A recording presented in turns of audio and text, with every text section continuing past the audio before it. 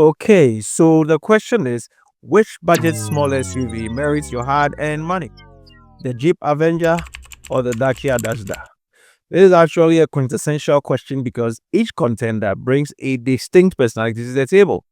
So, which one ultimately offers the better overall package in this case?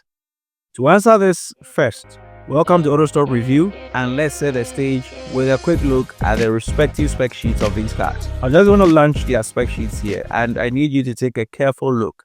And if you take a careful look, you realize that they are almost a match in the various parameters, right? That out of the way, let's compare these five critical areas. We'll look at design, we'll look at handling and performance, we'll look at space and practicality, we'll look at safety and features, and then finally, the price, which is a ticker. Without wasting much time, let's just get down to the business of the day and we'll start with the design. So you take a look at these cars. I'm not going to say much in the design department because we think that design is subjective, it's personal. Styling preferences are always personal. And so I want to ask you, which of them do you think is attractive in this case? We personally think that both vehicles are good looking small SUVs in this case. Now, having said this, let me move on to the handling and performance, which is the thicker in this case for us. Now, the Jeep Avenger actually comes with a pleasing disbelief, people. Let's take a look again. And it comes with agile handling and sporty road manners that give it a clear edge in driving dynamics. Actually, Jeep engineers did a great job with the suspension on this car. It makes this one the most refined application of the widely used Stellantis platform up to present. Now, the numbers, they say don't lie, right? So with just 99 horsepower behind that pretty face, the base Avenger's turbocharged 1.2-liter three-cylinder engine isn't exactly a fast one, not by a long shot, but for daily city driving, it's punchy enough to get the job done. Meanwhile, the fully electric version steals the spotlight as the quickest in the line. And then finally, the only all-wheel drive option is the flagship Avenger 4xe featuring a mild hybrid setup, this one. So that is the top-loaded edition if you want that. Let's jump onto the Dacia Duster. And the Dacia offers a slightly more comfortable ride, which makes it more pleasant for light off-roading and tackling uneven terrain. However, it has a dull steering sensitivity to be explored as are its Renault siblings. Now, to zoom in on that, there is an entry-level 1.0 Eco-G engine that doesn't do the Duster any favors, people. Yes, that trim, no. Feeling noticeably sluggish compared to the Jeep turbocharged motors. Even though both produce an identical 99 horsepower, the real difference actually lies in the torque figures. The Dacia has 170 Newton meters of torque, and then the Jeep is much punchier with 260 Newton meters of torque, which leaves the Duster struggling to match the Jeep's performance in this case. Now, the trick here is that if you want a more punchy one for the Duster, you need to consider the more powerful mild hybrid 1.2 TCE engine paired with the optional all-wheel drive system. This combination is a kill, and it makes the Dacia more compelling machine in this competition. So I think this is what you would basically need to decide in terms of performance. If your emphasis is on performance and handling, this is it. Let me quickly jump onto space and practicality, which is another considerable area when it comes to these cars. The Dacia, as you're looking at, has a longer wheelbase, you can see, than the Jeep, and it offers more space for passengers, especially when you get to the rear. The Jeep also feels generous for its compact track, but the Dacia absolutely feels like a class up top, okay? Now, the most distinguished difference is in the boot capacity. What do we have in the boot area? What are the numbers? Let's take a look at the numbers again.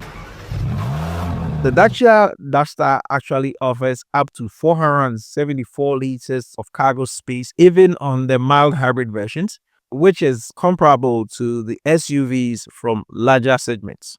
In opposite to that, the Jeep Avenger provides a very modest capacity that's 380 liters, putting it closer to the storage capacity of some subcompact cars like the Super Mini. Yes, the Super Mini. If your emphasis is on space and practicality, this is all that you need to hear in this case. But then I believe there is more to these cars and they're all rounded. So let's jump onto safety and features And then I'll just touch on a very few things that matters here. You can use it to make an informed decision.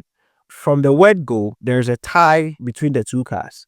So in terms of safety, both the Dacia and the Jeep earned an unsurprising 3-star rating in the Euro NCAP test, 3 out of 5 stars. And if you want to zoom into this, check their respective scores, and the Jeep is slightly better on adult occupant protection, which is 79% over 70% of the Dacia.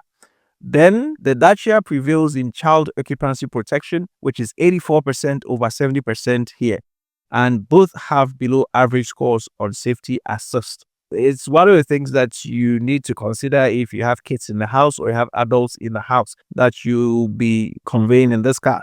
Now, from experiences with the flagship trims of these small SUVs, the Jeep Avenger clearly has an edge when it comes to advanced driver assistance system, ADAS.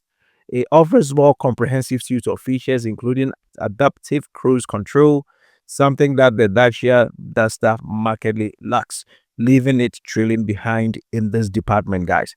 So that is with safety. If you need more on this, you can read on that. But basically, this is what we think you need. And then the ticker, the finality is that when it comes to pricing, the Dacia takes the win. And this is how it starts. I'm going to put the numbers here. The figures I'm going to put across is as at 29th January 2025. If you find this video in a later date, prices would have either depreciated or appreciated depending on economic conditions.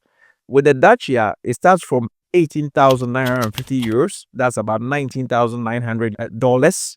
Then it goes all the way to 27,750 euros here. That converts to $28,700.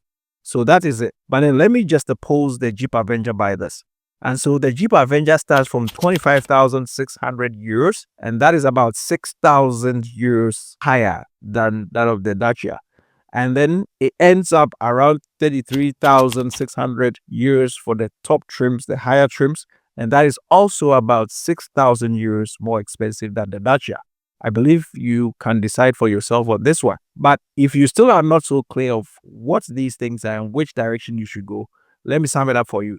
Totaling it all up, there is a tie-up between the two SUVs, guys, as they gathered an equal number of scores. The Avenger stands out with its sharper styling, sporty handling, and engaging personality, not to mention the added appeal of the premium badge on the hood if that is important to you. Again, on the other hand, the Dacia excels in practicality, interior space, and undeniable affordability. At the end of the day, we believe that it comes down to you, the buyer's priority, and the reality is that you can't go wrong with either of them. However, if you want to delve more into the Jeep Avenger, click on the video on my left. That will give you a lot more info on the Jeep Avenger and its trips. Thank you so much. Have a good great day until the same time again. Bye bye.